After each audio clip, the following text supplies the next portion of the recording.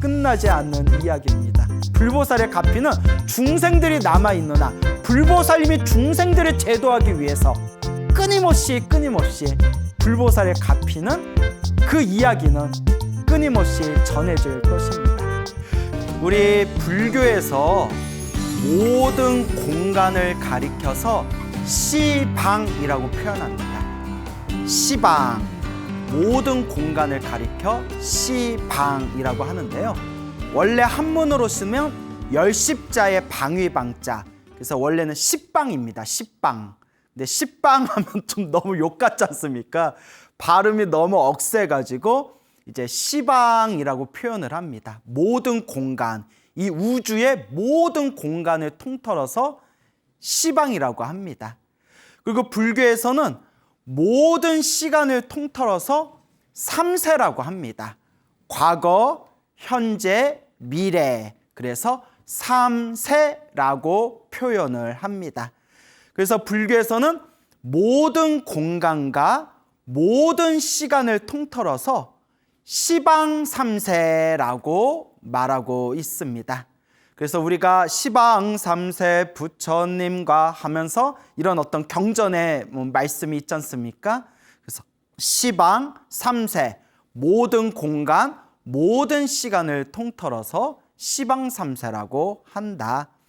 이 시방삼세에는 수많은 불보살님들이 계시다고 합니다. 헤아릴 수 없는 수많은 부처님들께서 이 우주 법계에서 중생들을 제도하고 계시고, 또 시방삼세 수많은 보살님들께서 이 우주 법계에서 수많은 중생들을 제도하고 계신다고 합니다. 그리고 이 수많은 시방삼세 세상 속에서 지금 우리 중생들이 살고 있는 이 세계를 사바세계라고 부릅니다. 그래서 이 사바세계의 불법, 부처님의 가르침에 현재 교주가 되시는 분이 바로 석가모니 부처님이 되시겠습니다. 그래서 우리가 흔히 시아본사 서가모니불이라는 표현이 있습니다. 시아본사 서가모니불, 시아본사, 나의 본사, 근본되는 스승이란 뜻입니다. 우리 이 사바세계의 불자들의 근본되는 스승이 바로 서가모니 부처님이 되시는 겁니다. 그리고 이와 같이 이 사바세계에는 수많은 또 보살님들이 이 중생을 제도하기 위해서 활동하고 계시는데, 그래서 여러분들 다 알고 계시는 문수보살, 보현보살, 관세음보살, 지장보살, 미륵보살, 대세지보살, 수많은 보살님들이 계시지 않습니까? 그 중에서 단연코 이 대승 불교를 믿는 불자분들 사이에서 가장 사랑받는 1순위가 되는 보살님이 아마도 관세음보살님이 아닐까 싶습니다. 그리고 실제로 한국의 불자님들 중에서도 가장 좋아하고 의지하는 대표적인 최고 인기 많은 보살님이 바로 관세음보살님이 되시죠. 그래서 실제로 절에 다니지 않거나 불교에 대해서 잘 모르는 분들조차도 나무아미타불, 관세음보살, 이 두 분의 부처님과 관세음보살, 이 두 분의 불보살님은 누구라도 다 한 번쯤은 귀로 들어본 적이 있지 않습니까? 그래서 한국 불교에서 나아가 대승 불교권에서 불자님들이 가장 좋아하는 인기 순위 1위인 보살님이 아마도 관세음 보살님이 아시겠느냐, 그렇게 추측을 해봅니다. 그런데 예전에는 제가 왜 관세음 보살님이 이렇게 사람들에게 인기가 많지? 라는 것에 대해서 특별히 생각해 본 적이 없었어요. 그러다가 경전 공부를 하고 불교 공부를 하면서 점점 이렇게 수많은 불보살님들이 계시는데 왜 이렇게 유독 관세음보살님이 인기가 많으실까라는 그런 개인적인 호기심이 들더라고요. 그래서 제가 첫 번째 내린 가설이, 관세음보살 하면 딱 생각나는 게 소원성취지 않습니까? 소원성취. 살아있는 사람의 소원을 들어주시는 분이라는 그런 이미지가 좀 강하지 않습니까? 그래서 우리 불자들이 저마다 자신만의 이루고 싶은 욕구, 욕망이 있기 때문에 그 욕구와 욕망을 이루고자 소원 성취라는 이미지가 강한 관세음보살님을 많이 염불하는 것이 아닐까, 관세음보살님을 많이 의지하고 많이 찾는 것이 아닐까라는 그런 개인적인 가설을 내린 적도 있었고요. 그러다가 점점 또 시간이 지나면서 문득 이런 생각이 들더라고요. 관세음보살님을 가장 좋아하는 이유 중에 하나가 우리 중생들 살아가는 게 너무 퍽퍽해서 그렇다라는 생각이 들었습니다.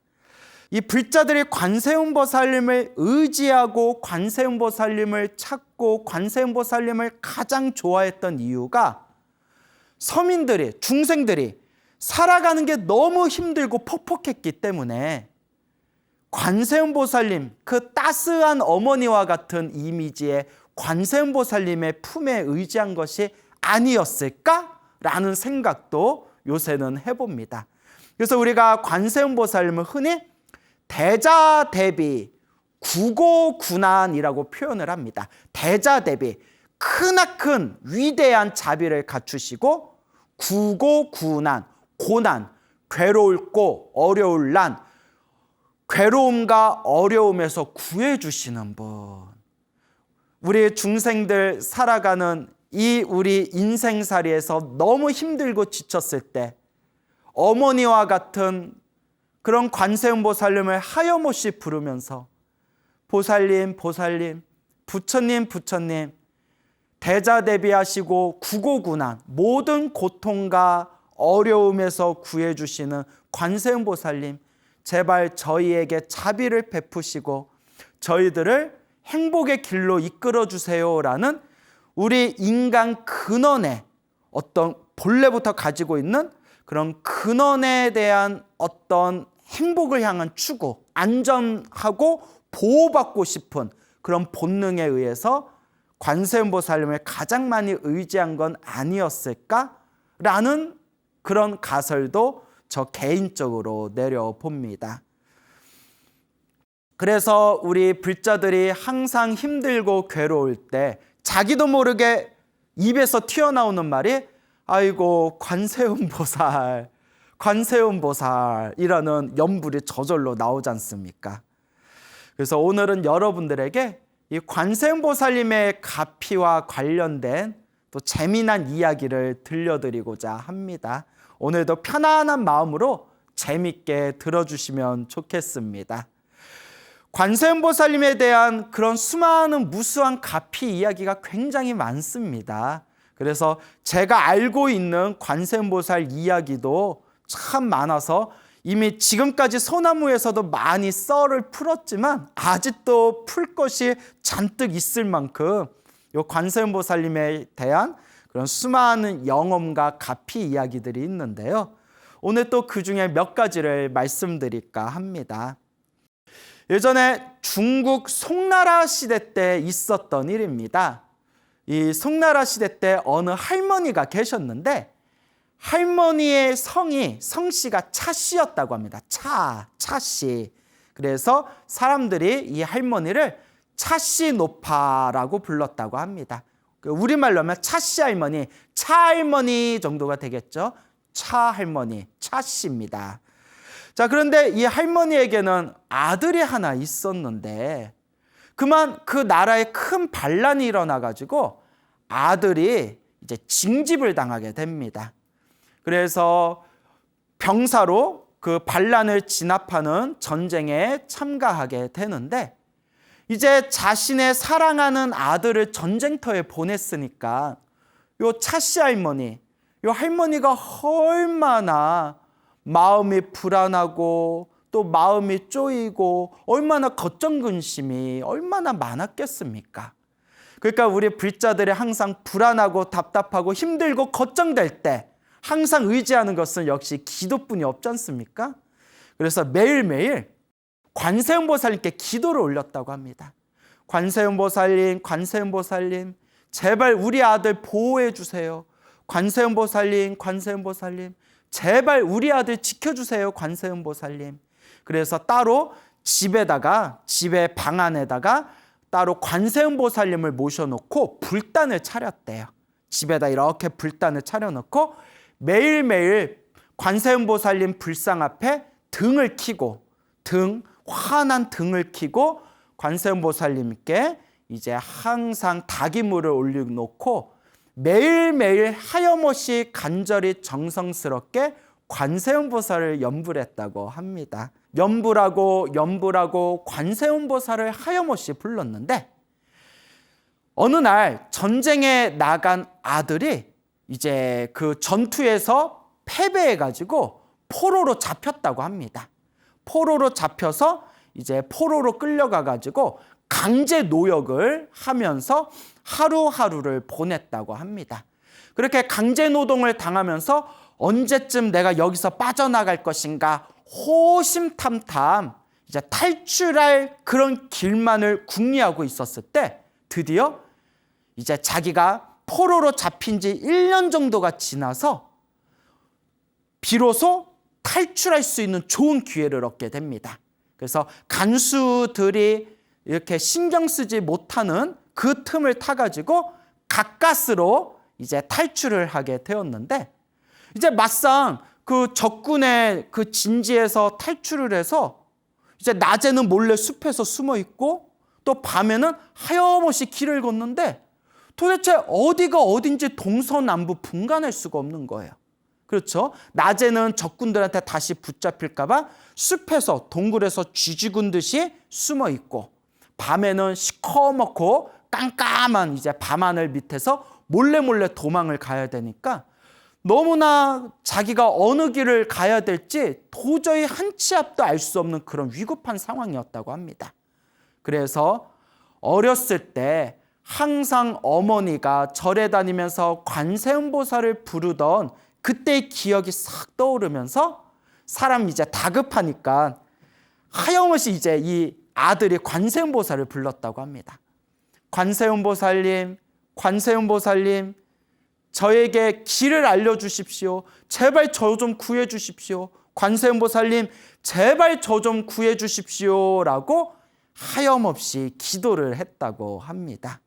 그럴 때 멀리서 선명하게 불빛이 보이더랍니다. 불빛이. 7개의 불빛이 보이더래. 7개. 럭키 세븐이죠, 여러분? 7개의 불빛이 선명하게 보이길래 저기에 사람들이 사는 인가가 있나 보다, 마을이 있나 보다, 일단 저쪽을 향해서 한번 가봐야겠다. 그래서 그 불빛을 향해서 하염없이 걸었다고 합니다. 풀뿌리를 씹어가면서 지친 몸을 이끌고 낮에는 숨어 있다가 밤에는 하염없이 그 7개의 불빛이 보이는 곳을 향해서 몇 날 며칠을 걸었는데도 끝이 나오질 않더래요. 하염없이 걸었는데도 그 7개의 불빛이 보이는 그 마을에 도달할 수가 없었다고 합니다. 그래서 아들이 내가 헛것이 보이나, 그래서 아무리 눈을 이렇게 비벼봐도 저 시커멓고 컴컴한 이 밤에 멀리서 선명하게 7개의 불빛이 보이는 거예요. 헛것은 아닌데 왜 이렇게 걸어도 그렇게 거리가 크게 먼 것 같지가 않은데 왜 걸어도 왜 끝이 나오질 않을까? 왜 저 마을이 나오질 않을까? 하지만 다른 곳을 갈 수가 없고 어느 길이 어느 길인지 한 치 앞도 알 수 없는 상태였기 때문에 그저 그 7개의 불빛만을 의지하면서 그쪽을 향해 한 걸음 비틀비틀 한 걸음 나아갔다고 합니다. 걷다가 보니까 몇 날 며칠이 지나고 난 뒤에 주변을 봤더니 너무나 길이 익숙한 거예요. 하면서 생각해 봤더니 자기 집 가는 거죠. 자기 집에 가는 길이었던 겁니다. 여기 우리 집 가는 길인데 내가 제대로 찾아왔나? 그러면서 너무나 기쁜 마음에 후다다다다다다닥 집으로 달려가면서 어머니 하고 집에 들어가면서 외치니까 문이 벌컥 열리면서 우리 이 차씨 할머니, 이 아들의 어머니이신 차씨 할머니가 맨발로 뛰쳐나오면서 아들아 아들아 돌아왔냐? 네가 지금 이렇게 살아서 지금 내 품으로 돌아온 것이냐라고 눈물을 펑펑 쏟은 거예요. 그래서 할머니가 아들아 네가 이렇게 무사히 돌아올 수 있던 것은 관세음보살님의 가피였던 것 같다. 내가 너를 전쟁터로 보내고 나서 밤잠도 제대로 자지 못하고 매일매일 하염없이 관세음보살님께 우리 아들 지켜주세요, 우리 아들 지켜주세요 염불을 하였단다. 내가 요 방에다가 관세음보살님의 불단을 모셔놨으니 어서 가서 관세음보살님께 감사하다고 인사드려라.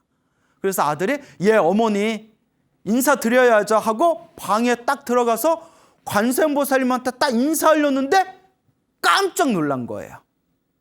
이미 소나무를 많이 보신 불자님들은 벌써 눈치 다 채셨죠? 이런 영험담이 다 패턴이 있어요. 비슷비슷한 패턴이 있습니다. 아마 딱 눈치 채셨을 거예요. 그 밤에 보였던 그 7개의 선명한 불빛, 그 정체가 바로 어머니가 불단에 올려놨던 7개의 등이었다고 합니다. 어머니가 항상 관세음보살님께 기도하면서 우리 아들의 앞날을 비춰주세요라는 마음으로 7개의 등을 올려놓고 항상 관세음보살님께 기도를 올렸는데 아들이 탈출해서 시커먼 깜깜한 한밤중에 길을 잃었을 때 자신을 집으로 인도해 줬던 그 7개의 불빛이 바로 어머니가 올렸던 7개의 등이었구나 라는 것을 알고 그 자리에서 아들은 하염없이 감사의 눈물을 흘리면서 평생 염불하며 부처님의 은혜를 갚는 마음으로 살아갔다고 합니다. 어떻게 보면 전설의 고향이나 들을 수 있는 그런 내용이지만 우리가 관세음보살님에 대한 대자대비한 마음을 비추어 보면서 우리가 이 이야기를 곧씻고 되새겨 본다면 아마 많은 불자님들에게 충분히 믿음을 줄 수 있는 그런 아름다운 이야기가 되지 않을까 싶습니다.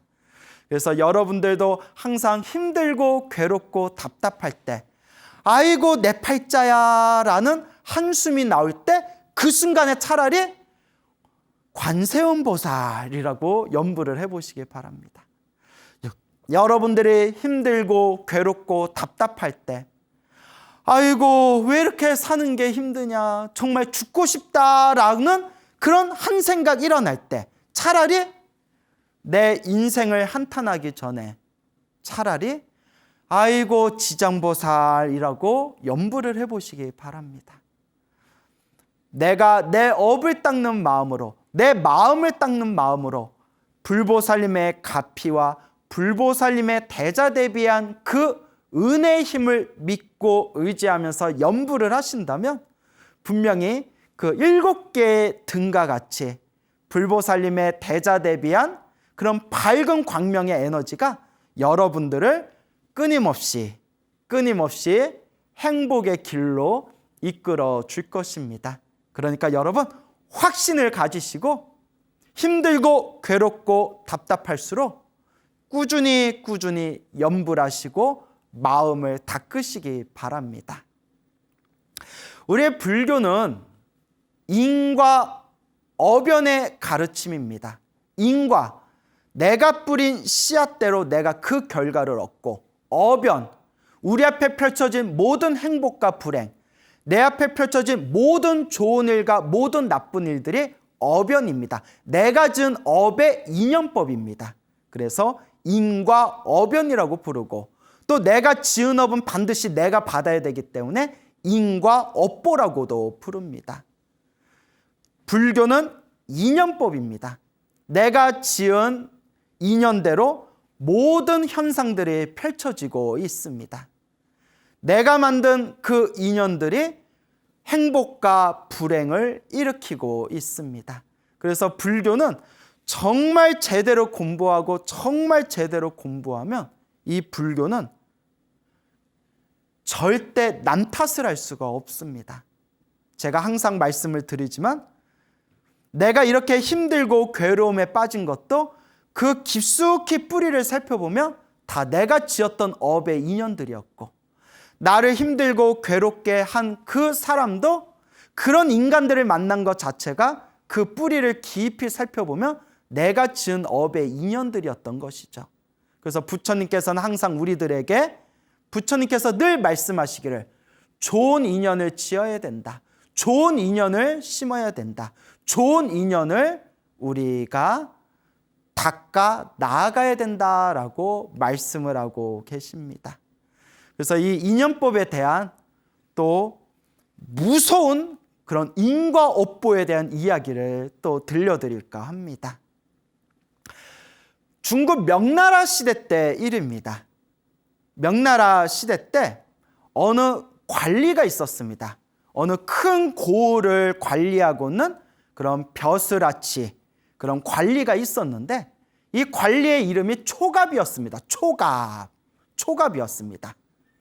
근데 이 초갑이라는 관리가 있었는데요, 어느 날 초갑이라는 이 초갑이 우연히 볼 일이 있어서, 업무상의 볼 일이 있어서 잠시 출장을 갔다가 집으로 돌아오는 길이었다고 합니다.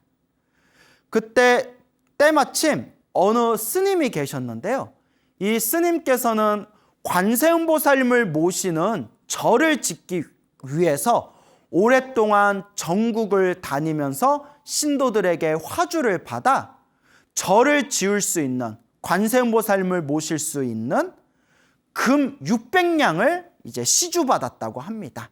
금 600냥이면 굉장히 큰 돈이겠죠. 지금 시가로 뭐 얼마인지는 모르겠지만 금 600냥을 이제 모아서 이제 당신이 있는 절에 돌아가서 관세음보살님을 모시는 그런 관음도량, 큰 이제 절을 짓기 위해 이제 만반의 준비를 마치고 당신이 본래 있던 절로 돌아가려고 하는데, 절로 가기 위해서는 이제 강을 건너기 위해서 배를 타야 됐습니다. 근데 배를 타야 되는데 때마침 손님들이 너무 많아가지고 당신이 배를 탈 수 있는 그런 남는 자리가 없었다고 합니다. 그래서 스님께서 내가 빨리 절로 돌아가야 되는데, 또 그렇게 큰 돈을 품에 가지고 또 오랫동안 밖에 외지 생활을 하다 보면 또 위험에 노출될 수가 있지 않습니까? 그래서 첫 번째 절에 가서 여기 배 타고 제가 강을 건너야 되는데 자리가 있습니까? 근데 이제 자리 없습니다 라고 또 이제 딱지 맞고, 두 번째 절, 세 번째 절 다 딱지를 맞았는데, 저기 보니까 때마침 배가 하나 있는데 그 배에 관리가 하나 이렇게 앉아 있더랍니다. 아마 이렇게 관복을 입고 있었겠죠. 관리인 걸 딱 알아본 거 보니까. 근데 그 관리가 누구였겠어요? 앞에서 말한 초갑이라는 관리였습니다. 초갑. 그래서 이 초갑이라는 관리가 타고 있는 배에 자리가 좀 남아 보이길래 스님이 초갑에게 가서 솔직하게 이야기를 합니다. 이제 관리니까, 나라의 일을 하는 관리니까 그래도 왠지 믿음이 갔겠죠. 그래서 스님이 저는 어디에 머무르고 있는 아무개라는 이제 승입니다. 그런데 제가 관세음보살님을 모시는 그런 관음도량, 절을 하나 짓기 위해서 제가 전국을 다니며 몇 년 동안 금 600냥을 제가 화주받았습니다. 그래서 제가 이걸 들고 빨리 절로 돌아가야 되는데 지금 도무지 배에 자리가 없습니다. 혹시 자리가 있다면 저를 태워주실 수 있겠습니까? 만약에 저를 배에 태워주신다면 우리 어르신께서도 큰 공덕을 얻게 되실 겁니다. 그래서 초갑이 그 얘기를 듣고 또 이제 스님이시고 하니까 순수한 마음으로 그럼 여기 배에 자리가 있으니까 나랑 같이 합석해서 갑시다. 어서 배 타시지요 라고 흔쾌하게 초갑이 허락했다고 합니다. 그래서 이제 롤롤랄라 이제 분위기가 좋죠. 이제 배를 타고 이제 강을 건너는데, 여러분 이제 중국의 강은 뭐 양자강, 황하강 뭐 이런 데 있지 않습니까?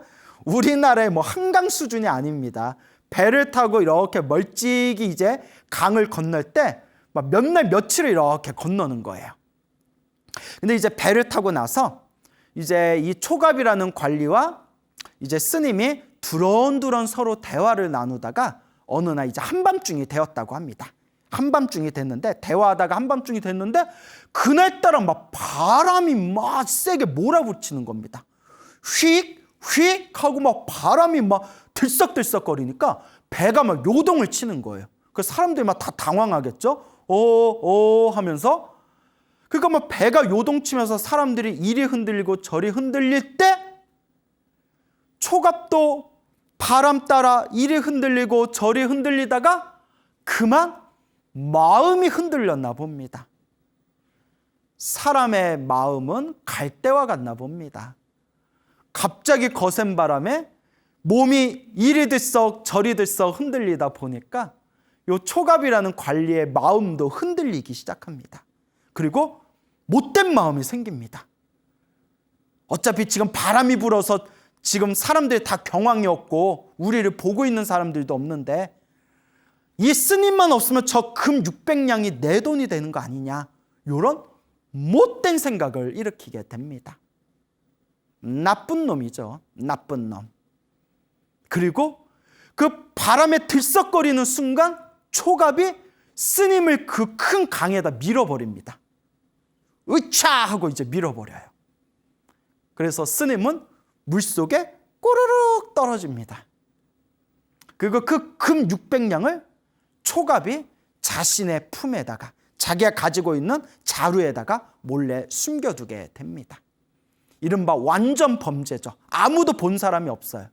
사람들이 스님 어디 갔습니까? 그 밤에 바람이 불 때 스님이 그 파도 구경하다가 바람에 그만 물에 빠졌어.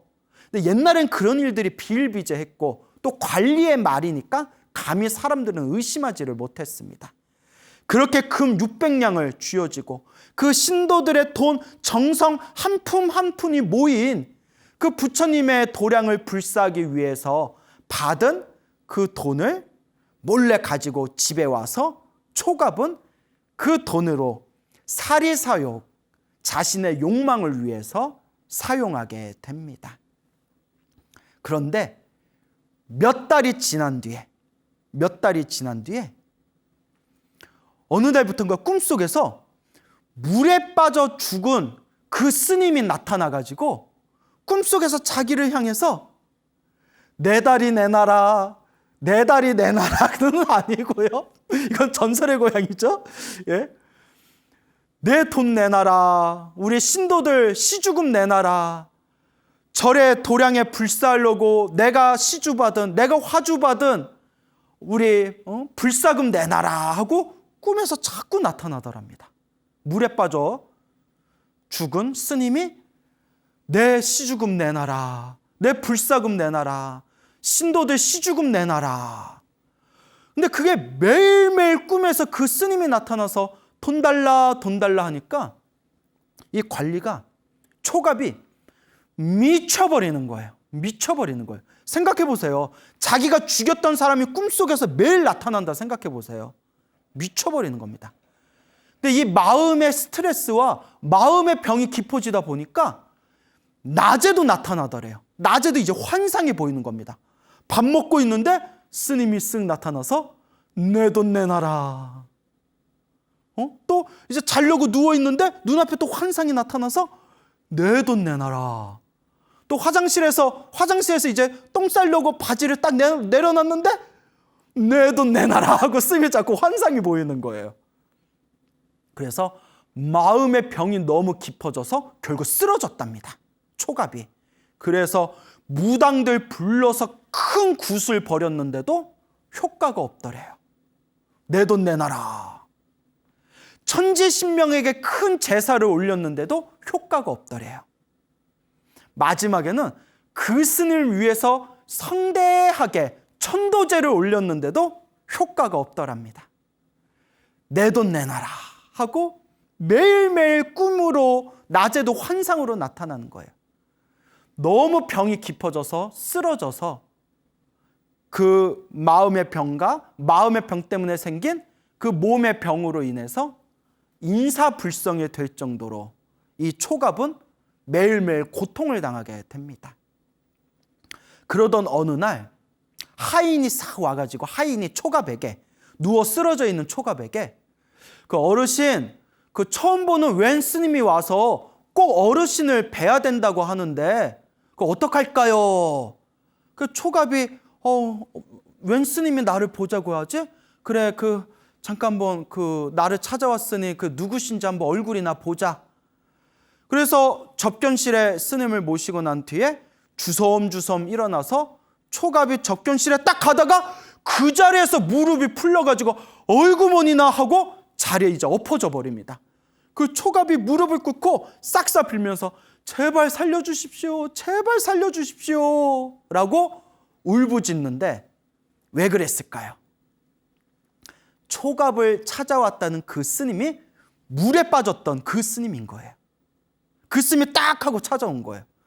초갑이 놀래가지고 아이고 귀신이 드디어 나 잡으러 왔구나 하고 있는데 이 스님이 초갑에게 이보시오, 이보시오, 정신을 좀 차리시오. 나는 귀신이 아니오. 나 좀 보시오. 내 얼굴 좀 보시오. 내 손을 좀 만져보시오. 나는 귀신이 아닙니다. 나는 살아있는 사람입니다. 어르신, 정신 좀 차려요. 그때서야 초갑이 딱 쳐다봤더니 아니나 다를까 자기가 분명히 물에 빠뜨려서 자기가 죽였던 그 스님인데 눈앞에 떡하니 그 스님이 생생하게 자기 눈앞에 서 있는 거예요. 어리둥절하고 있는 초갑에게 스님이 자초지종을 이야기합니다. 그날 몇 년 전에 바람이 거세게 불고 배가 뒤흔들고 있던 그때 당신이 나를 강물 속에 빠뜨렸는데 강물 속에 빠진 나는 그 순간 오직 관세음보살, 관세음보살, 관세음보살을 외쳤습니다. 그래서 여러분, 평소에 염불을 많이 했던 사람은 정말 위급한 상황에 딱 처하면 자기도 모르게 염불이 나오는 뻘입니다. 물에 탁 빠졌을 때 그 스님이 의지할 수 있는 건 무엇밖에 없었을까요? 관세음보살이었습니다. 관세음보살하고 물에 빠져서 막 꾀꼬닥 막 이렇게 막 코에 물 들어가고 입에 물 들어갈 때 뭐 꾀꼬닥 할 때 관세음보살하고 간절히 외치는 순간 허공에서 관세음보살님이 싹 나타나는 환상을 보면서 정신을 딱 잃었다는 거예요. 허공에서 관세음보살이 짜라라 나타나는 현상을 보면서 싹 정신을 잃었는데 물에 빠져 죽은 줄 알았던 자기가 정신을 깨어봤더니 강가의 갈대밭에 쓰러져 가지고 가까스로 목숨을 살았던 겁니다. 그때 때마침 배를 타고 지나는 어부의 도움을 받아 무사히 육지로 돌아와서 자기가 절로, 본래 살던 절로 무사히 돌아오게 되었다.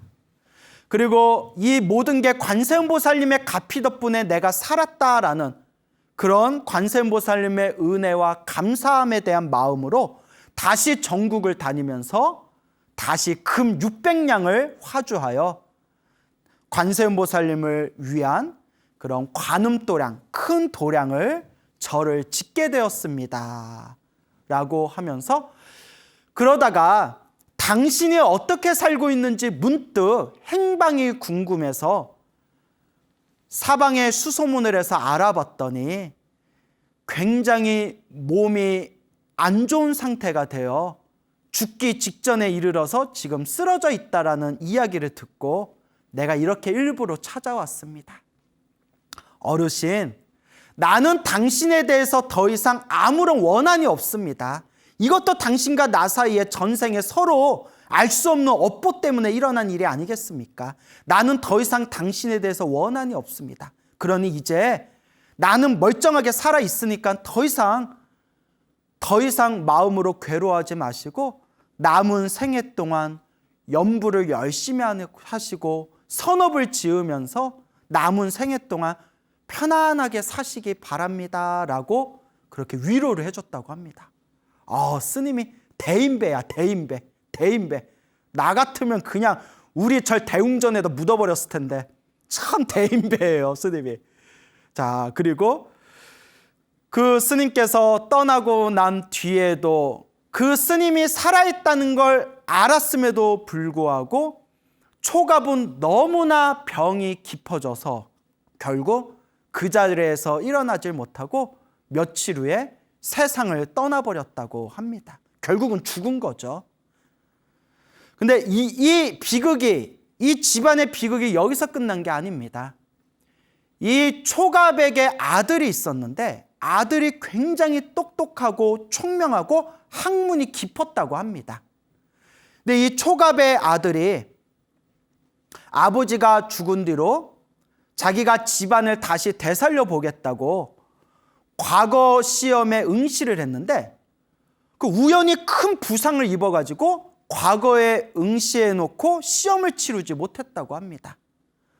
너무나 우울하고 너무나 서러워서 가슴의 우울함을 조금이나마 씻겨내고자 저 강가에 나가서 강을 바라보며 거닐고 있었을 때 호련히 집채만한 파도가 밀려와서 이 초갑의 아들을 덮쳐 초갑의 아들은 결국 물에 빠져 익사하게 되었다고 합니다. 이 소식을 들은 수많은 사람들이 이 사연을 알고 있는 사람들 사이에서 입소문이 퍼지기를 초갑의 욕심으로 인해서 저 집안이 저렇게 몰락하게 되었다. 이게 다 인과응보다라고 사람들을 입을 모아 한탄했다고 합니다. 멀리서 관세음보살님의 도량을 불사하고 있었던 그 금 600냥의 주인이었던 그 스님이 나중에 멀리서 이 초갑의 아들이 그렇게 불우하게 죽었다라는 이야기를 듣고는 스님께서 너무나 슬퍼하면서 안타까워 하셨다고 합니다. 이와 같이 자신이 지은 업은 굉장히 무섭습니다. 수많은 사람들은 이번 한 생만 보고 인과업보를 못 믿겠다라는 말씀을 하십니다. 하지만 여러분, 우리가 받는 업보는 이번 생에 시작하고 이번 생에 끝나는 게 아닙니다. 과거 전생과 이번 생과 다음 생까지 자신이 지은 업이 윤회의 수레바퀴에서 끊임없이 돌고 있습니다. 설사 이번 생에 나쁜 짓을 해서 이번 생에 무사히 그 불행을 피했다 하더라도 반드시 다음 생에 받게 됩니다. 불교에서 말하는 인과업연은 정확합니다. 그러니 우리 불자 여러분, 이 거대한 인연법의 흐름 속에서 항상 기도하시고 염불하시고 항상 복을 지으시고 항상 선업을 지으시고 항상 이 마음을 잘 쓰는 그런 불자의 삶을 살아가시기 바랍니다. 부처님의 가르침은 너무나 심오하고 또 굉장히 드넓습니다. 부처님의 가르침은 위대하고 넓고 그리고 그 깊이를 다 헤아릴 수가 없죠. 그래서 부처님께서는 우리 중생들의 수준에 맞춰서 수많은 법을 설하셨고 또 우리 중생들의 수준 그릇에 맞춰서 또 그 근기에 맞춰서 수많은 수행 방법들을 가르쳐 주셨습니다. 그래서 우리가 부처님의 가르침을 살펴보면 굉장히 수많은 수행법들이 있죠. 그래서 참선 수행도 있고 사마타 위파사나 수행도 있고 또 염불 수행도 있고 밀교 수행도 있고 또 사경이나 경전을 독경하는 수많은 수행법들이 있습니다. 이 하나하나의 모든 부처님의 수행법은 결국 깨달음의 길로 결국 다 통하게 된다라고 말씀을 드리고 싶습니다. 저는 이 수많은 부처님의 수행법 중에서 제가 개인적으로 선택한 수행법은 염불 정토법이 되겠습니다. 나무 아미탑을 염불을 해서 내 마음을 깨끗하게 밝히고 또한 더 나아가서 다음 생에 성불학교 극락세계에 태어나기를 발언하는 것이 바로 염불정토 수행이 되겠습니다. 우리나라는 그동안 이 염불정토에 대한 어떤 관심이라든가 또 염불정토 수행에 대한 어떤 많은 그런 연구가 진행이 안 된 게 사실입니다. 그리고 이런 염불정토의 볼모지 속에서도 오랫동안 연불 정토를 학문적으로 연구하셨고 또 세상에 널리 이 아미타 부처님의 가르침을 펼치기 위해서 노력하셨던 이 한국의 어른 스님이 한 분 계십니다. 그분이 저 성남 정토사의 회주로 계시는 보광 스님이 되시겠는데요. 이 보광 스님께서는 전 동국대 총장이셨고 현재는 대한불교 조계종 호계 원장으로도 지금 계십니다. 그럼 제가 왜 이렇게 보광 스님에 대해서 이야기를 했냐면 그분께 며칠 전에 굉장히 의미 있고 굉장히 감동스러운 그런 연불가피에 대한 이야기를 제가 직접 들었습니다. 그래서 오늘 보광 스님께서 경험하셨던 이 연불가피에 대한 이야기를 또 여러분들에게 첫 이야기로 제가 소개할까 합니다. 보광 스님께서 초등학교 6학년 때 스스로 체험하셨던 이야기입니다. 초등학교 6학년이면 지금으로 한 13살 정도 됐겠죠? 13살 정도 되었을 나이였을 텐데요. 그때 그 어린 나이였을 때 어머님께서, 친모께서 갑자기 이유를 알 수 없는 큰 병에 걸리셔가지고 자리에 몸져 누우셔서 며칠 동안 일어나지를 못하셨다고 합니다. 당연히 의사에게 진료도 받았을 것이고 약도 드셨지만 전혀 효과가 없었다고 합니다. 그 어린 마음에 너무나 다급하고 너무나 어머니에 대한 걱정과 근심이 가득 차다 보니까 그 초등학교 6학년이었을 때 이제 스님을 찾아가게 됩니다. 요 보광 스님이 어렸을 때 사시던 마을에 뒤에 단석산이라고 있었다고 합니다. 단석산이라고 있었는데 그 단석산에 그 백석암이라는 절이 있었다고 합니다. 그 단석산 백석암에 가서 거기 계시는 어른 스님께 질문을 했다고 합니다. 어머니가 너무 아프십니다. 아무리 약을 써도 아무런 효과가 없습니다. 스님 어떻게 해야 돼요? 그 어린 나이의 소년이, 그 까마득하게 어린 소년이 눈물이 그렁그렁해서 그 어머니의 병을 걱정하는 것을 보고 어른 스님께서 이렇게 말씀하셨다고 합니다. 지금부터 내가 하라는 대로 하면 어머니의 병이 나을 수도 있다. 한번 해보겠냐? 예, 스님 해볼게요. 굉장히 힘든데 할 수 있겠냐? 예, 해보겠습니다, 스님. 그러면 지금부터 절에서 7일 동안, 일주일 동안 자지 말고, 밤잠도 자지 말고 오직 관세음보살만 불러라 라고 숙제를 내주셨다고 합니다. 그 어린 소년한테 잠자지 말고 철야로, 일주일 동안 철야로 오직 관세음보살만 부르면 어머니의 병이 나을 수 있을 것이다 라고 어른 스님이 말씀하신 겁니다. 과연 그 13살 된 초등학생 6학년 아이가 7일 동안 과연 잠을 자지 않고 밤새워서 7일 동안 관세음보살 기도를 할 수 있을까요? 글쎄요. 과연 그럴 만한 아이들이 몇이나 될까요? 그런데 해보겠습니다 라고 이제 법당에 들어가서 기도를 시작했는데 그때가 또 음력 12월 달이었다고 합니다. 음력 12월에 정말 추웠던 겨울, 그 법당의 벽 틈으로 엄청난 한기와 바람이 막 쏟아져 나오면서 정말 촛불이 금방이라도 꺼질 것 같은 그런 추운 날씨, 그런 한파에 날카로운 바람이 몰아치는 그 법당에서 초등학생 6학년 13살의 나이에 이 어린 소년이 잠을 자지 않고 하염없이 관세음보살을 부릅니다. 관세음보살, 관세음보살, 관세음보살. 어머니가 병이 낫게 해주세요. 관세음보살, 관세음보살, 관세음보살. 어머니가 빨리 병이 낫게 해주세요. 하염없이 관세음보살을 부르게 됩니다. 놀랍지 않습니까? 그리고 첫날에 관세음보살 연불 기도를 시작해서 7일 동안 밥 먹고 잠깐 화장실 가고 잠깐 세수하는 시간 빼고는 오로지 관세음보살을 부르면서 7일이 지났을 때 7일 기도를 마치고 이제 절에서 나와서 집으로 돌아가게 됩니다.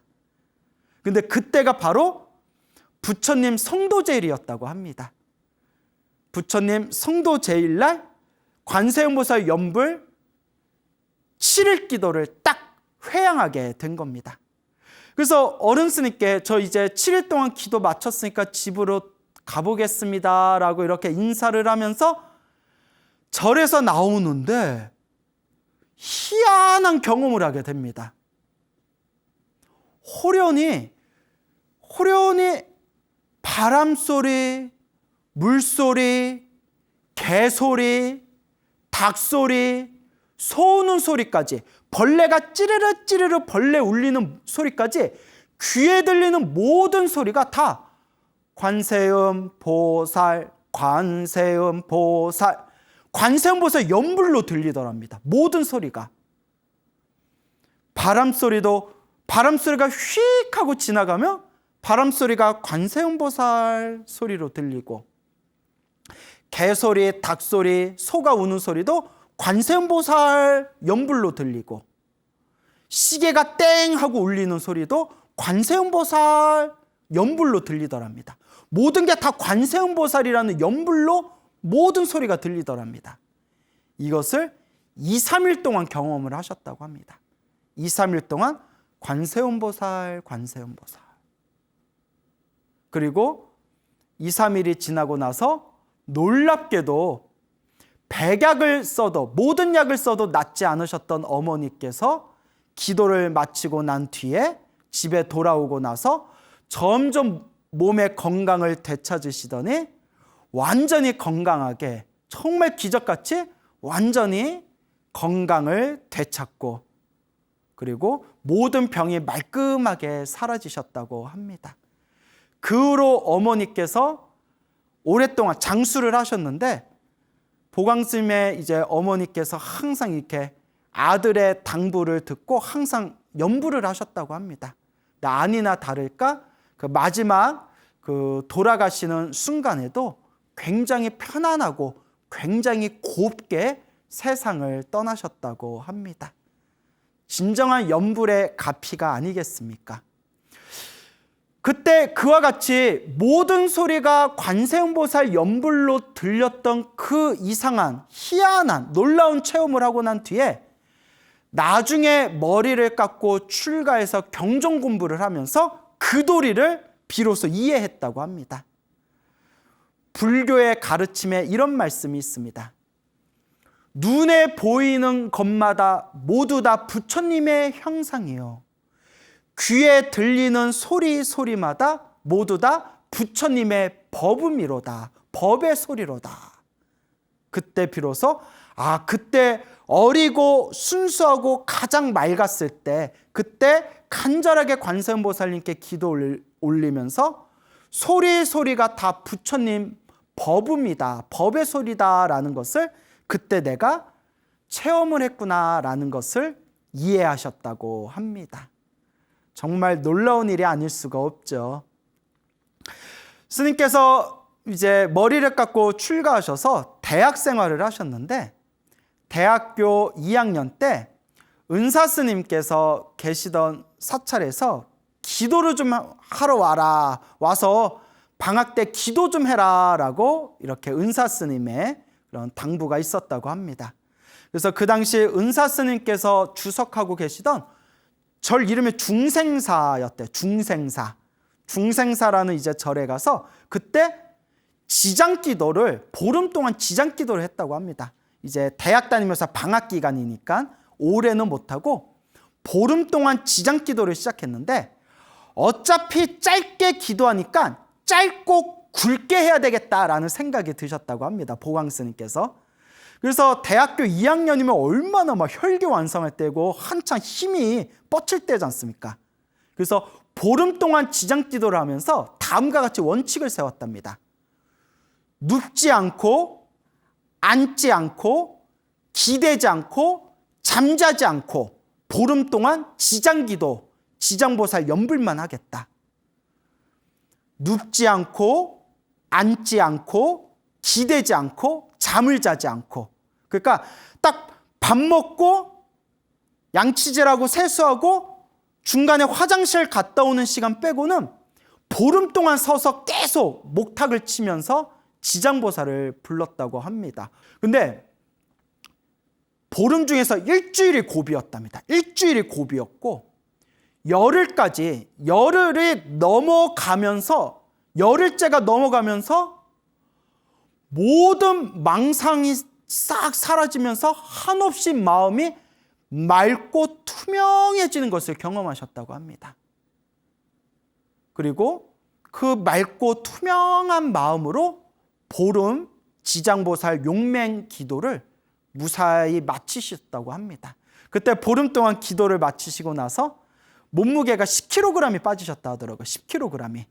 그래서 다이어트를 하려면 보름 동안 잠 안 자고 염불하면 되겠구나라는 생각이 들었습니다. 그렇다고 함부로 따라하지 마십시오. 네, 또 너무 몸에 무리가 오시면 안 되니까. 그리고 보광 스님께서 그렇게 15일 동안 지장 기도를 잘 마치시고 난 뒤에 그 뒤로 학교를 다니면서 또 일본에 유학을 가서 학문을 닦으시면서 굉장히 많은 불보살님의 가피, 그런 은은한 공부에만 매진할 수 있고 공부에 집중할 수 있도록 은은한 그런 불보살님의 은혜를 너무 많이 체험하셨다고 합니다. 그 보이지 않는 어떤 에너지와 그 어떤 힘이 당신을 은은하게 보호해주고 그렇게 올바른 학문의 길로 이끌어 주시는 것을 당신 내면에서 생생하게 체감을 하셨다라고 말씀을 해주셨습니다. 그래서 우리도 항상 명심해야 될 것이, 혹 내가 가는 길에 있어서 혹은 내가 무언가를 진행하거나 무언가 큰 일을 도모함에 있어서 한 번쯤은 간절하게 기도를 하면서 불보살님의 은혜를 마음으로 간절히 발언해 보는 것도 굉장히 좋은 방법이라고 생각을 합니다. 그래서 또 예전에 우리 한국이나 저 중국이나 혹은 인도에 혹은 티베트의 큰 스님들 중에서도 공부하다가 공부에 장애가 있거나 자꾸 공부를 하는데 자꾸 막히는 그런 일들이 생기면 내가 전생에 업장이 두꺼워서 내가 공부하고 수행하는데 자꾸 장애가 생기는구나 라고 마음으로 뉘우치고 간절하게 기도를 해가지고 업장을 소멸한 뒤에 학문과 배움, 공부와 수행에 크나큰 발전을 이뤘다라는 그런 설화가 굉장히 많습니다. 그러니까 여러분들도 불자로서 이 인생, 이 험난한 인생을 한 걸음 한 걸음 살아가시면서 좀 답답하고 막힘이 있고 힘들고 좀 괴로운 일이 있다면 온전하게 내 마음의 집착을 놓아버리고 온전하게 내 마음을 텅 비우고 한번 간절하고 정성스럽게 부처님께 기도해 보시기 바랍니다. 제가 얼마 전에 아주 놀라운 또 이야기를 들었습니다. 정말 이 불보살님의 가피에 대한 이 너무나 아름답고 너무나 그 믿기기 힘든 기적 같은 이야기들은 파도 끝이 없습니다. 그래서 간혹 사람들이 그럽니다. 스님, 소중한 무한행보 소나무가 벌써 막 300회가 넘어갔는데 300회가 이제 넘어가는데, 그런데 스님, 그 이야기들이 스님 이제 다 스님이 쓰시고 나서 더 할 얘기들이 더 있습니까? 그럴 때마다 제가 웃으면서 드리는 이야기가 아직도 많습니다. 아직도 가득 쌓여 있습니다. 불보살의 가피는 파도 끝이 없습니다. 아마 내가 머리가 허여질 때까지 이야기해도 끝이 안 날 것 같은 느낌이 듭니다. 그래서 저는 불보살의 가피는 네버엔딩 스토리다라고 말씀드리고 싶습니다. 제 입에서 영어 나오기가 쉽지가 않거든요. 네버엔딩 스토리, 끝나지 않는 이야기입니다. 불보살의 가피는 중생들이 남아있는 한, 불보살님이 중생들을 제도하기 위해서 끊임없이 불보살에 갚이는 그 이야기는 끊임없이 전해질 것입니다. 그래서 제가 얼마 전에 아주 놀라운 이야기를 들었습니다. 그분이 이제 좀 개인 신상이 있으니까 제가 자세히 밝히지는 않겠습니다. 그 경기도 지방에 그 지방에서 가장 돈이 많은, 가장 부유한 재력가 집안이 있었다고 합니다. 그 지방에서 가장 돈이 많은 재력가 집안은 딸 부자였다고 합니다. 딸이 여러 명이 있는 그런 이제 딸 공주집, 딸 부잣집이었는데, 그때 이제 몇 번째 딸이 있었는데, 이 따님이 어렸을 때부터 몸이 굉장히 허약했다고 합니다. 항상 몸이 허약했다가 10대였을 때 폐 종양이 발견됐다고 합니다. 폐에 아주 큰 종양이 발견돼가지고 거의 목숨을 내걸고 대수술을 받아서 폐 종양 제거 수술을 받았는데, 그때 이제 폐를 굉장히 많이 잘라냈다고 합니다. 그때 의사들이 한결같이 이야기하기를, 이게 또 몇십 년 전이니까 지금보다 의료 기술이 지금보다는 많이 부족했던 시대겠죠. 몇십 년 전 이야기거든요. 수술을 마치기는 했지만 30살 넘기기를 장담할 수 없습니다. 앞으로 30살 넘기기를 장담할 수 없습니다. 그 10대 어린 소녀한테. 그러니까 마음의 준비를 좀 하고 계십시오라고 의사들이 말을 하더랍니다. 근데 워낙 집안에 돈이 많다 보니까, 워낙 집안에 돈이 많아서 이제 여러 이제 유명한 그런 큰 병원의 의사들을 찾아갈 때 의사들이 한결같이 하는 얘기가, 평소에 건강관리를 잘하고, 이 건강관리 평소에 잘하는 거 말고는 지금 딱히 방법이 없습니다. 평소에 관리를 좀 잘하십시오. 그러니까 이 정도 이야기뿐이 들을 수가 없었다고 합니다. 그러니까 어떡합니까? 이것도 팔자로니 하고 이제 어떻거나 열심히 살아야죠. 그러니까 이제 30을 넘기기 힘들다라는 소리를 들으면서 이 아가씨가, 이 부잣집, 딸 부잣집 아가씨가 이제 갓 20을 넘은 20대 초반이었을 때, 그러니까 이게 인연법입니다, 여러분. 이렇게 어디 먼 길을 가다가 길을 잘못 들어가지고 어느 절에 들어가게 되었답니다. 어느 비구니 스님 절에 들어가게 되었대요. 비구니 스님 절에 이렇게 얼떨결에 그냥 잘못 들어간 거예요. 그래서 절에 가서, 절에 온 김에 이렇게 그냥 절 구경을 했는데, 이렇게 가보니까 비구니 스님이 부처님 오신 날을 코앞에 두고 이렇게 연잎을 말고 있었대. 여러분, 옛날엔 연잎, 종이에 이렇게 연잎 말아가지고 연꽃을, 연등을 손으로 다 만들었지 않습니까? 수작업을 했지 않습니까? 그래서 이제 연등 만들 때 이제 연잎을 이렇게 비비지 않습니까? 연잎을 이렇게 비비는데, 그 젊은 아가씨가 이렇게, 아가씨가 보더니, 스님 저도 좀 해볼게요 하더니 앉아서 이렇게 연잎을 마는데, 연잎을 처음 마는데 너무 기가 막히게 예쁘게 만들더래요. 이거 만드는 거 쉬운 거 아닌데 어쩜 이렇게 예쁘게 만들까? 처음 하는 거 맞냐고. 저 절에 처음 와요. 이거 처음 해보는 거예요.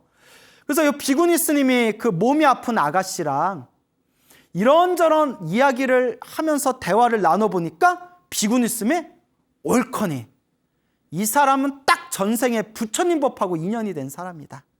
전생에 부처님 법하고 인연이 있는 사람이다. 전생에 부처님하고 인연이 깊은 사람이다. 딱 그런 생각이 딱 들더랍니다. 그래서 싹 꼬셨답니다. 몸이 아프다고? 그러면 여기 공기도 좋고, 이 공기 좋은 곳에서 그냥 부처님께 기도하고 절에서 봉사하면서 여기서 같이 살면 어때? 내가 방 하나 줄게. 여기서 살면 좋지. 여기서 같이 살자라고 스님께서 살랑살랑 꼬셨다고 합니다. 근데 이것도 인연이에요. 여러분, 누가 나한테 절에서 같이 살자 하면 예! 이런 말이 나오겠어요? 근데 이 젊은 아가씨가 예, 좋아요. 여기서 살게요. 그렇게 이야기하더랍니다. 그래서 비구니 스님이 절에 올 때 나머지 다 사람들한테 나눠주고 꼭 필요한 것만 가져와라 라고 신신당부를 했답니다. 꼭 필요한 것만 가져와라. 절에 방 좁아. 그 절에서는 이것저것 쓸 게 별로 없어. 그러니까 짐을 조금만 가져와. 꼭 필요한 것만 가져와. 이렇게 비구니 스님이 이야기를 했는데, 꼭 필요한 것만 가져올게요 라고 했는데, 워낙 부잣집 딸이라서 그 여행 가방 몇 박스를 가져오더래요. 그래서 거기에 예쁜 옷들도 있고 했겠죠. 그래서 비구니 스님이 절에서 기도하고 봉사하는데 이렇게 좋은 옷, 예쁜 옷 필요 없다고. 절에서 기도하고 봉사하려면 편한 옷을 입어야 돼. 내가 옷 하나 줄게 하면서 너덜너덜 다 떨어져서 이렇게 꿰매고 기운 그 절에서 입는 그 절복 있잖아요. 그 몸빼 바지 같은 회색 바지를 이렇게 줬답니다. 그 다 떨어진 옷을, 다 떨어져서 꿰맨 옷을, 회색 몸빼 바지 같은 옷을 줬는데, 그 20칸 넘은 그 부잣집 아가씨가 그 바지를 딱 입는 순간 마치 천군만마를 얻은 것 같이 마음이 뿌듯하고 마음이 너무 기쁘고 마음에서 그냥 희열이 올라오더래요. 마치 천군만마를 얻은 것 같은 느낌이 들더래요. 그러니까 다 이게 전생에 부처님 도량에서 살았던 사람들이에요. 아니 그 예쁘고 그 부잣집 좋은 옷만 입었던 부잣집 아가씨가 다 떨어진 회색 몸빼 바지를 입었는데 왜 마음에 기쁨이 올라왔겠어요? 다 전생에 부처님 법과 인연이 있던 사람들이었습니다. 그래서 절에서 생활을 하면서 비구니 스님이 그 천수경이 들어있는 그 법요지 책을 주면서 이거 다 외워라. 그리고 부처님께 매일매일 기도하면서 이거 외워라. 그렇게 이제 당부를 했답니다. 근데 이 아가씨가, 그 몸이 아픈 아가씨가 이제 절에 오니까 물 만난 물고기가 된 거예요. 물 만난 물고기가 돼가지고 하루에 매일 3시간을 자면서 매일매일 기도하고 매일매일 봉사활동을 합니다. 하루에 3시간을 자면서. 그렇게 그 비구니 스님과 단짝이 돼가지고 매일 3시간씩 자면서 오직 기도하고 봉사했던 그 아가씨가 지금 60대 중반이 됐습니다. 의사들이 30을 넘기기 힘들 거라고 하는데 지금 30 플러스 35년을 더 살고 있는 거예요. 60 중반이 됐어요. 기적입니다. 너무나 건강하세요. 그래서 그때 그 지방의 큰 재력가였던 할아버지가 유언처럼 이런 말씀을 하셨다고 합니다. 만약에 저 애가 30살을 넘기면, 30살을 넘어도 살아있으면 그 땅 하나 떼가지고 제 앞으로 해줘라 라고 이렇게 유언처럼 남겨놓으셨다고 합니다.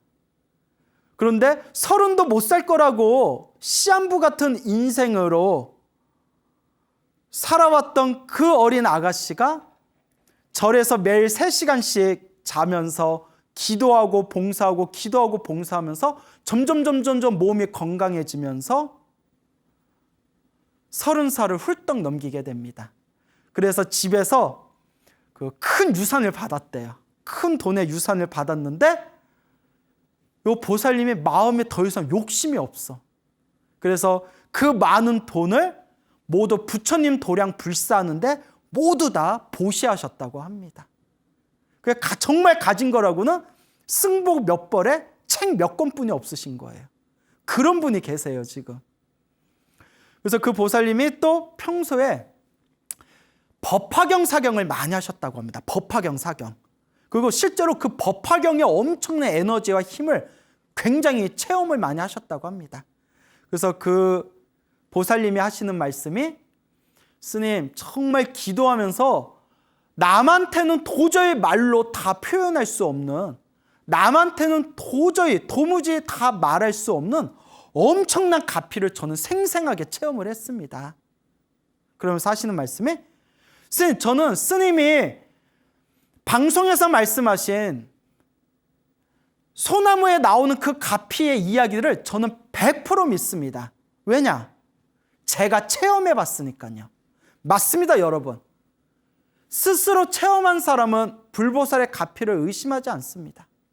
스스로 체험하고 맛을 본 사람은 설사 기도를 많이 했는데도 나쁜 일이 생기더라도 흔들리지 않습니다. 이미 가피를 맛보고 가피를 체험했고 불보살 가피가 우리와 함께한다는 확고한 믿음, 확고한 중심이 있기 때문에 설사 힘들고 괴롭고 어려운 상황에 처했다 하더라도 이 모든 것이 내가 닦아야 할 나의 숙제였구나라는 것을 깨닫게 되기 때문입니다. 그 보살님이 그와 같이 법화경을 사경을 많이 하셨는데 지금까지 법화경 사경한 것이 수백 권이 넘는답니다. 수백 권, 수십 권이 아니라 수백 권. 하루에 3시간씩 자면서 봉사하시고 남는 시간에 기도하고 법화경 사경하신 그 책이 수백 권이 넘는데요. 그러면서 완전히 황골탈퇴가 됩니다. 황골탈퇴. 뼈가 바뀌고 내 몸의 에너지가 완전히 긍정적으로 변화되어지는 이 황골탈퇴를 체험하게 됩니다. 그래서 지금까지 12,000일 기도를 하셨대요. 12,000일 기도. 만일이 30년 가까이 됩니다. 만일이 한 27년 좀 넘을 거예요. 만일이 30년이고 12,000일이면 1000일 기도를 2번 채웠다는 거예요. 만일 플러스 1000일 기도를 2번 채워서 12,000일 기도를 얼마 전에 회양하셨다고 합니다. 그래서 그분을 이렇게 우연히 봤는데 제가 깜짝 놀랐어요. 보살님인데 머리끝에서 발끝까지 완전 스님이에요. 완전 스님. 머리끝에서 발끝에서 눈빛까지 그냥 머리 깎은 출가 스님이시더라고요. 야, 저렇게 오직 기도하고 저렇게 평생 절에서 살았으니 머리 깎아서 스님으로 출가만 안 했을 뿐 머리끝에서 발끝까지 온전히 출가 수행자의 모습이구나. 정말 감탄하지 않을 수가 없었습니다. 그래서 지금은 그 노 비구니 스님과 평생 이제 동반자로 지금도 사찰에서 매일 지금도 서너 시간씩 잠을 자면서 남는 시간에 오직 기도하고 부처님 불사 도량에서 오로지 봉사하면서 지금도 부처님 은혜를 갚는 마음으로 살아오고 계십니다. 이와 같이 한 사람의 운명조차도 바꿀 수 있는 그 가장 찬란한 광명과 그 희망이 있다면 그것은 바로 불보살 가피입니다. 여러분, 힘들고 외롭고 너무 힘들 때 좌절하지 마세요. 그 시간에 마지막 힘을 쥐어짜서 정말 간절하고 정말 정성스럽게 기도해 보시기 바랍니다. 된다 안 된다라는 마음도 다 내려버리고 딱 3년만 1000일 기도한다는 마음으로 딱 3년만 죽을 듯이 기도해 보시기 바랍니다. 반드시 불보살 가피가 여러분들과 함께 할 것입니다. 끝으로 재미난 이야기를 하나 들려드리겠습니다. 저와 이제 친분이 깊으신 보살님이 계세요. 이 친분이 깊으신 보살님이 계시는데 이 보살님께서 20년 전에 어금니에 임플란트 2개를 하셨다고 합니다. 임플란트 2개를 하셨는데 얼마 전부터 그래서 언젠가부터 그 20년 전에 임플란트를 했던 그 치아가 막 자꾸 염증을 일으키더랍니다. 이렇게 퉁퉁 붓고 막 쓰라리고 찌르고 막 자꾸 이제 피가 나오는 겁니다. 그래서 이제 염증약, 치아 염증약을 먹었는데도 전혀 효과가 없더랍니다. 그래서 이제 병원을 찾아갔어요. 치과에 찾아가니까 이렇게 보더니 염증이 굉장히 심해서 이거 어떻게 손을 대야 될지 지금 손대기가 너무 힘들다. 그러면서 이거 째가지고 임플란트 빼서 이거 염증 고름 다 긁어내고 이거 새로 박아야 되는데 굉장히 힘들고 어려운 시술이 될 것 같다라고 치과에서 겁을 주더래요. 치과 선생님이 이거 지금 상태가 너무 안 좋습니다. 이거 손대기도 참 힘든 상황입니다. 그러니까 이 보살님이 가뜩이나 염증이 생겨서 이빨이 아파 죽겠는데 막 아주 힘든 시술이 될 것 같다니까 보살님이 성격이 너무 예민해져서 치과 치료를 차일피일 미뤘대요. 그 염증약만 먹으면서. 가야 되는데 막 짜증나는 거예요. 가야 되는데 하는데 막 귀찮은 거예요. 가야 되는데 하는데 막 무서운 거예요. 사람 성격이 막 예민해지지 않습니까? 그러다가 코로나가 터집니다. 코로나가 터져서 이제 조금 바깥에 나가는 거 자제해라 막 이렇게 이제 방역 지침 같은 게 내려오니까 요 보살님이 얼씨구나 싶은 거예요. 가뜩이나 치과 가기 싫었는데 코로나 핑계 대고 이제 치과에 나 코로나 좀 가라앉으면 그때 갈게요 라고 이렇게 치료를 미뤘답니다. 그리고 이제 염증약으로 버티셨대요. 이렇게 염증약을 드시면서 버티셨는데 아니 이렇게 이 코로나가 이렇게 오래 갈 줄 누가 알았겠습니까? 빨리 이 코로나가 없어져야지. 우리 서민들 너무 힘듭니다. 어쨌거나 코로나가 막 1년이 막 넘어가니까 보살님도 1년 동안 그 염증약 먹으면서 굉장히 이제 고생을 많이 하셨대요. 가끔 컨디션 나쁘고 막 몸 피곤할 때 퉁퉁 붙잡습니까? 피 나오고 막 신경 긁고 막 아프고 쓰라리고 약은 효과도 없고 그러던 어느 날이었다고 합니다. 어느 날 그 염증으로 이제 고생하고 계시는데 그 보살님께서 그 인터넷에 튜브라고 있지 않습니까? 튜브라고 하면 다 알아들으시죠? 인터넷에 튜브에 그 광우 스님의 법공양이라는 채널이 있거든요. 광우 스님의 법공양이라는 채널에 만화로 보는 불보살 가피 이야기라는 그런 이제 내용이 있어요. 장르가. 만화로 보는 불보살님 가피 이야기. 그래서 만화로 보는 불보살님 가피 이야기 중에서 그게 이제 애니메이션처럼 만화로 만든 거거든요. 목소리는 제 목소리 따고 아주 불심이 깊은 다재다능한 젊은 보살님이 당신이 이렇게 이제 그림을 그려서 이렇게 올려놓은 만화로 보는 불보살님 가피 이야기라고 있습니다. 그 만화로 보는 불보살님 가피 이야기 중에서 지장보살이 지옥에 떨어진 중생을 구제하는 이야기가 있어요. 근데 그 보살님께서 소파에 앉아가지고 튜브에서 광우스님의 법공양 그 채널에서 만화로 보는 불보살님 가피 이야기, 그 지장보살님이 지옥에서 구제해준 그 이야기를 이렇게 보셨대요. 너무 이렇게 감동 깊게 보시다가 다 보시고 나서 문득 이렇게 생각하셨대요.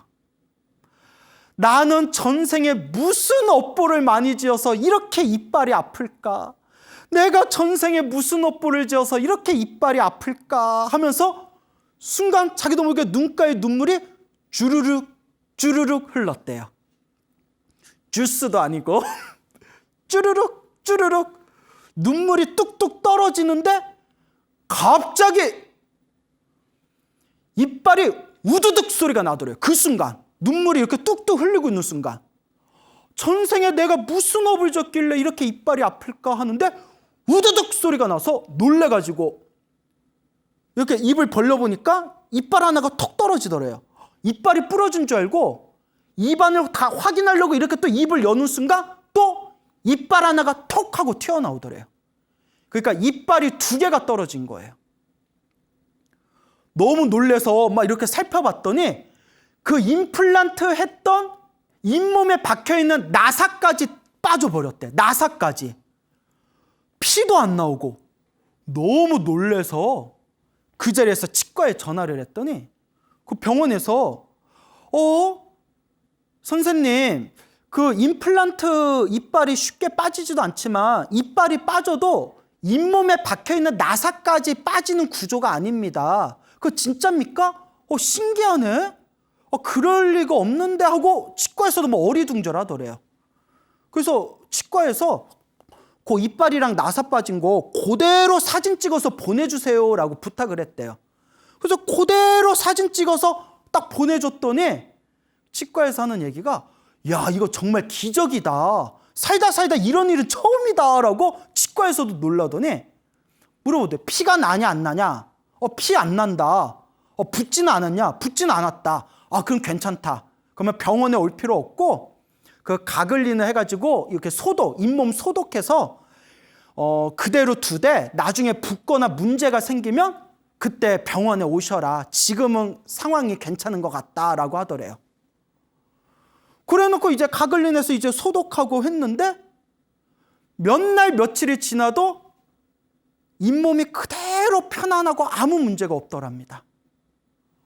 보살님하고 보살님들 가족들이 다 놀래서 세상에 어떻게 그렇게 몇 년 동안 고생했던 그 임플란트 치아 그 잇몸에 염증 생긴 게 갑자기 지가 우두둑 하면서 그 두 개가 나사까지 피 한 방울 안 나오고 깔끔하게 뚝 떨어질 수가 있냐고 가족들도 서로 놀래가지고, 야, 광우스님 불보살님 가피 이야기 그거 보더니 진짜 불보살님 가피 받으셨다고 그러니까 다들 신기해 하더랍니다. 그런데 그 보살님이 바로 그 만화로 보는 불보살님 가피 이야기를 만드신 젊은 우리 불자님의 어머니세요. 너무 놀랍지 않습니까? 그래서 제가 우스개로 우리 보살님이 불심이 지극해서 저렇게 훌륭한 딸을 낳았고 이 훌륭한 딸이 부처님을 위해서 부처님의 가르침을 펼치기 위해서 이렇게 좋은 내용을 만들었기 때문에 어머님이 가피를 받으셨나 봅니다 라고 제가 덕담을 드렸습니다.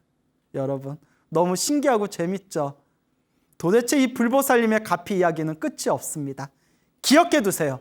불보살님의 가피는 네버엔딩 스토리입니다. 여러분 행복해지고 싶습니까? 행복한 삶을 창조하고 싶습니까? 복을 지으십시오. 선업을 지으십시오. 공덕을 쌓으십시오. 복과 선업과 공덕의 힘이 여러분들을 진정한 행복의 길로 이끌어 줄 것입니다. 오늘 여기서 마치겠습니다. 여러분 성불하십시오.